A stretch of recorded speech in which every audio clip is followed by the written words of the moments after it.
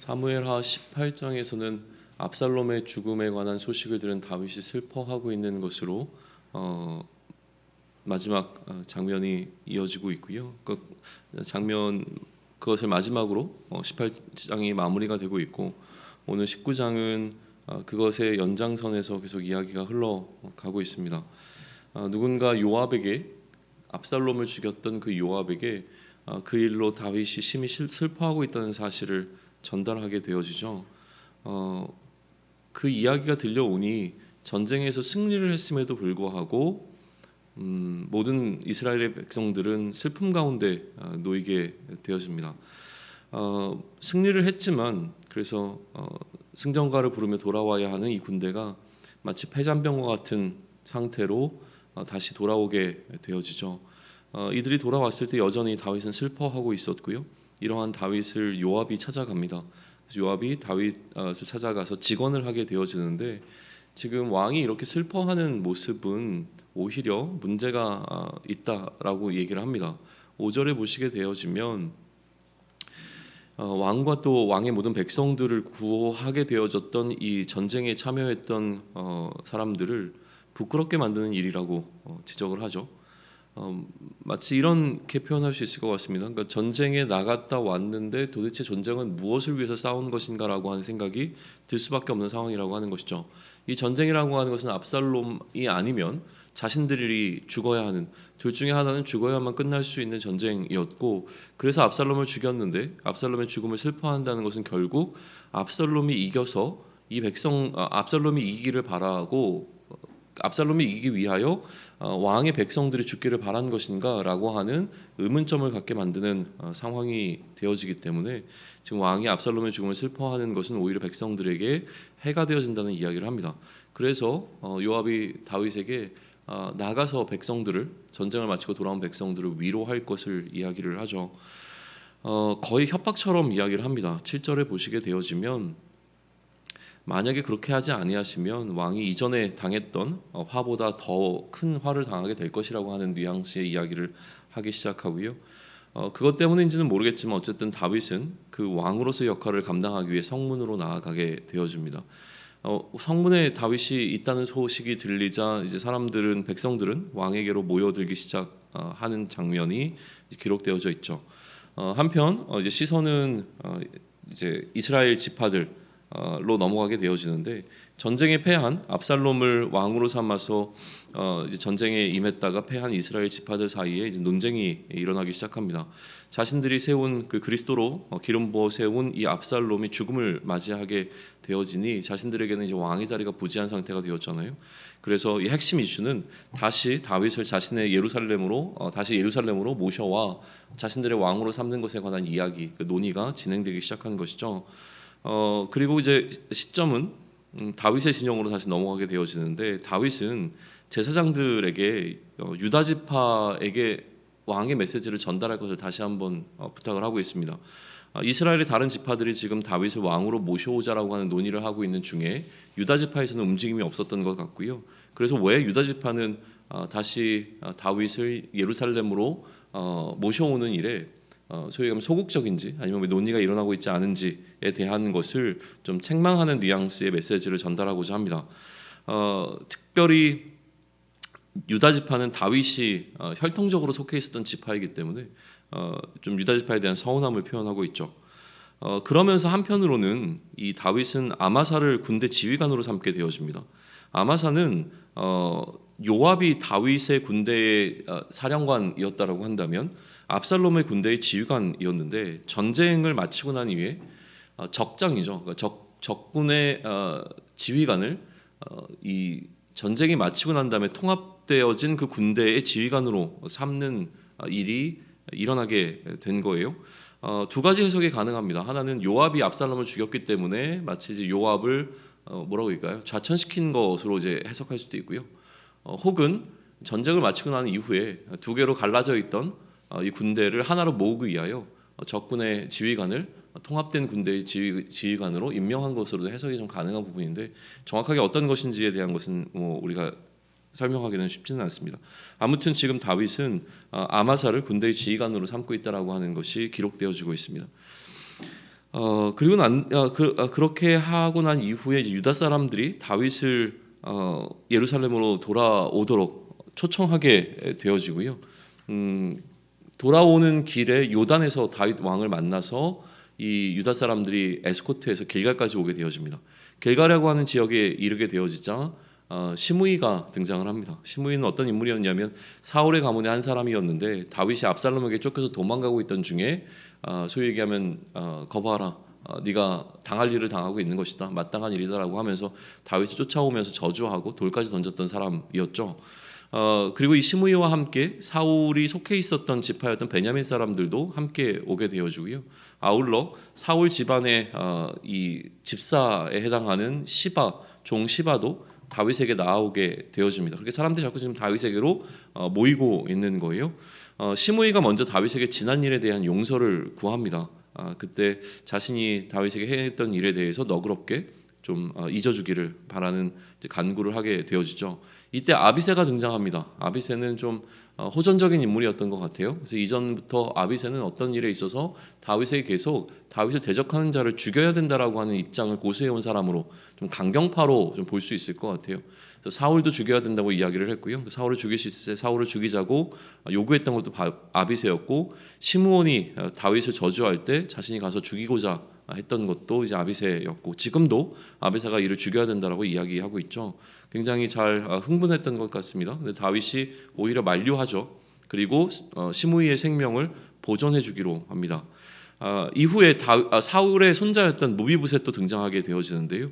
그는 다윗이 떠나 있는 동안 스스로 좀 슬퍼하는 시간을 가졌던 것 같아요. 그래서 발과 수염과 그의 옷을 관리하지 않았다라고 이야기를 합니다. 그러니까 뭐라 할까요? 스스로 좀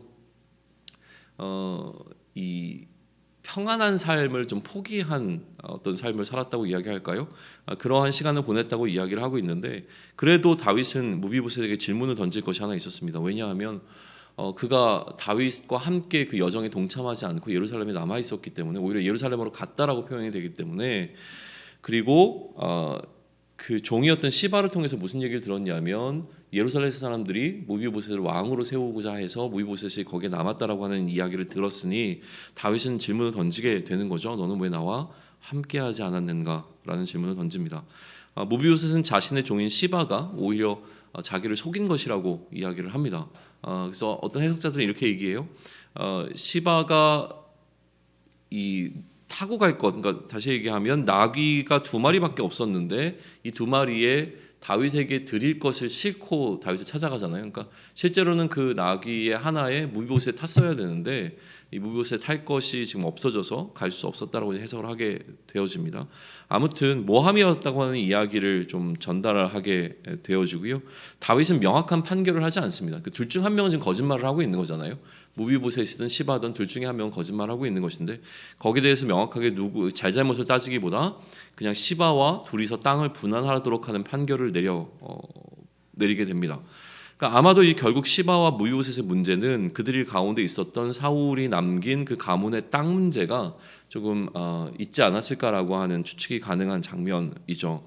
그런데 무비보셋은 놀랍게도 이 땅을 시바에게 양보하는 장면이 등장을 합니다. 자신은 땅 때문이 아니라고 하는 것을 어필하는 부분으로도 보이게 되어지는데요. 아무튼 이렇게 무비보셋의 이야기도 일단락이 되어집니다. 그리고 바르실레라고 하는 인물이 등장하게 되는데, 이 인물은 이 다윗에게 찾아가서 침대와 그러니까 잘 것과 또 이제 대야와 같은 생필품과 또 그릇, 음식들을 제공했던 자였잖아요. 그러한 바르실레가 지금 등장하고 있고, 다윗은 이 바르실레에게 자신과 함께 예루살렘으로 가자고 이야기를 합니다. 자기가 어려웠을 때 이 바르실레가 자신을 도왔으니 이제 소위 얘기하면 예루살렘에 돌아가 내가 너에게 한 자리를 주겠다, 혹은 그거에 대한 보상을 내가 해주겠다라고 하는 이야기를 하죠. 그런데 이 바르실레는 80세라고 기록이 되어지는데 자신은 이미 나이가 차서 더 이상 무언가 인생의 끝자락에서 더 이제 기대할 것이 없다고 거절하게 되어지고, 오히려 자신의 이제 아들로 보이는 그 김함을 다윗에게 부탁하게 되어지죠. 자기가 보상을 바라는 건 아니지만 이제 자기에게 김함이 있으니 37절에 보게 되면 왕과 함께 건너가고 지금 왕이 말씀하신 그 처분을 그에게 베풀어 달라고 하는 부탁을 하게 되어집니다. 그리고 다윗은 이 바르실레의 제안을 수락하게 되어져요. 그래서 김함과 함께 건너가겠다라고 이야기를 하고 지금 이야기됐던 것들을 그에게 시행하겠다고 얘기를 합니다. 이처럼 다윗이 다시 왕으로 예루살렘으로 복귀하는 이 여정 가운데 많은 사람들이 이제 다윗을 찾아오게 되어지고 그렇게 함께 이동하고 있는 무리의 숫자가 40절을 기준으로 본다면 인구의 절반 정도가 같이 함께 하고 있는 이제 형국이 되어진 겁니다. 그리고 나서 이어지는 내용은 이스라엘 사람들이 서운함을 표출하고 있는 건데요. 왜냐하면 지금 이러한 다윗이 예루살렘으로 복귀하고 있는 과정을 유다 지파가 좀 적극적으로 행하고 있는데 거기에 대해서 이스라엘 사람들은 좀 유다 지파가 자신들이 지파적인 숫자는 훨씬 더 많은데 10지파였고 유다 지파는 한 지파인데 10지파가 다윗을 왕으로 다시 모셔오는 것에 대한 논의를 하고 있을 때 유다는 이 10지파와 상의하지 않고 자신들이 독단적으로 다윗 왕을 이제 모셔오는 이 일을 행하고 있는 것에 대해 불편함을 표출하게 되어집니다. 그러니 이제 유다는 그냥 다윗은 우리 지파의 사람이라고 하는 것을 강조하고 그것 외에 다른 왕으로부터 특혜를 받은 것은 없다라고 하는 이야기를 합니다. 물리적 규모에서 앞서 있었던 이스라엘 10지파 그러나 실제적으로 뭔가 영향력을 끼치고 있었던 건 유다 지파라고 하는 이제 마지막 이 43절을 기록하면서 오늘 사무엘하 19장을 이렇게 마무리하고 있습니다. 기본적으로 이제 오늘 19장을 통해서 우리가 보게 되는 것은 무엇이냐면 하나의 어떤 그러니까 압살롬과 다윗의 갈등의 문제는 압살롬의 죽음으로 마무리가 되었지만 또 다른 갈등이 싹트고 있는 것을 보게 되어지는 것이죠. 그것은 10지파와 또 유다 한 지파 사이에 뭔가 미묘한 이 눈에 드러나고 있는 이 갈등 관계가 시작되고 있는 부분을 우리는 좀 짚어볼 수 있을 것 같습니다. 갈등의 요인에 대해서 생각해 볼 수 있을 것 같은데 기본적으로 입장의 차이예요. 단순히 이 두 그룹의 지파들의 이야기가 아니라 지금 오늘 등장하고 있는 모든 사람들의 대부분은 어떤 사건에 대해서 입장 차이를 이야기를 합니다. 그런데 그 입장이 차이가 났던 이유는 자신들의 유익이라고 하는 부분이 기준점이 되고 있음을 보게 되어집니다. 심지어 다윗도 마찬가지입니다. 자신의 슬픔이 앞서서 백성들을 돌아보지 못하고 있는 상황이 되어진 것이고요. 그렇기에 요압도 사실은 다윗에게 지금 이야기하는 것은 자신들, 그러니까 전쟁에 나간 군사들의 입장에서 이것을 어떻게 해야 되는가에 대한 이야기를 좀 하고 있죠. 모든 해석은 자기 중심적인 해석을 하고 있습니다. 한쪽에서 자기 중심적 해석을 하고 나면 그 다른 쪽에 해당하는 사람들은 늘 이런 질문을 던지게 되는 거예요. 만약 그렇게 하게 되면 우리는 뭐가 되는가라는 질문이 던져지죠. 유다가 이러한 결정을 내리면 나머지 10지파는 뭐가 되는가라고 하는 이야기가 되는 것처럼 오늘 등장하고 있는 모든 이야기들은 약간 이런 구도 속에서 이야기가 진행되고 있습니다. 요압부터 시작해서 이스라엘 10지파의 주장까지 전체적인 내용 가운데서 이 상황을 바라보고 해석하는 그 중심에 무엇이 있는가라고 하는 질문을 계속 던지게 하는 장면들이 등장하게 된다는 거예요. 상황을 판단하고 그 상황 가운데서 입장의 차이가 발생할 때에 반드시 그 입장의 차이라고 하는 것은 각자가 자신들의 입장을 주장할 때 결국은 부딪힐 수밖에 없다라고 하는 사실을 명확하게 보여주고 있는 부분이죠. 그래서 이 갈등이 해결되기보다는 오히려 또 다른 갈등으로 이렇게 번지고 있는 장면을 우리는 보게 될 것이고요. 결국 이것이 종국의 이스라엘에 어떤 영향을 미치게 되는가라고 하는 것을 우리는 좀 생각하면서 오늘 본문을 묵상해 볼 수 있으면 좋을 것 같습니다. 여기에 사실은 조금 더 집중해서 묵상해 보기를 제안하는 것은 무엇이냐면 압살롬과 다윗의 전쟁이 마무리가 되었단 말이에요. 그리고 난 다음에 오늘 장면은 어떻게 보면 전쟁의 결산에 해당하는 장면으로도 좀 바라볼 수 있을 겁니다. 전쟁 중에 일어난 일에 대해서 전쟁을 마치고 난 다음에 거기에 대한 보상이라든가 아니면 거기에 대한 책임 소재를 묻게 되어지는 절차가 있는데 마치 오늘 19장은 그러한 절차가 진행되는 것처럼 보여지는 것이죠. 다윗이 예루살렘을 향해서 나아가고 있는 여정 가운데 있지만 그 여정 가운데 수많은 사람들이 다윗을 찾아오게 되어지고 그 과정 가운데서 다윗은 이전에 전쟁 중에 있었던 일에 대한 어떤 책임 소재 혹은 거기에 대한 어떤 보상을 해주고 있는 장면을 마주하게 된다는 겁니다. 전쟁이라고 하는 것은 굉장히 특수한 상황입니다. 전쟁은 일상적인 상황이라고 하기보다 특수한 상황이라고 하는 가운데 우리는 전쟁의 상황을 살펴보아야 하는데, 전쟁 중에 행한 어떤 일이라고 하는 것은 승패를 아직 알 수 없는 상황 가운데서 결정하고 행한 일이라고 하는 것이죠. 다시요. 전쟁이라고 하는 것은 굉장히 특별한 상황인데, 이 전쟁 중에 행한 일이라고 하는 것은 전쟁의 승패를 알 수 없는 상황 가운데서 내가 무언가 전쟁의 승패를 이미 가늠하고 행동하게 되는 행동이 되어진다라고 하는 거예요. 그런 의미에서 특수한 상황입니다. 한쪽이 승리할 것을 전제로 행동을 해야만 하는 것이 전쟁 중에 요구되어지는 것이라고 하는 거예요. 그러면 그렇게 행한 행동이 실제로 전쟁의 승패가 결정되고 난 이후에 그 행동에 대한 결산에 영향을 미치게 되어집니다. 내가 소위 얘기해서 승리할 것이라고 예측했던 곳에서 승리하는가의 여부에 따라 그 상황에 대한 내가 행동한 것에 대한 결산은 달라진다라고 하는 것이죠. 그러므로 전쟁 중에 행하는 모든 행동은요, 전쟁의 승리를 향한 믿음에 근거한 행동입니다.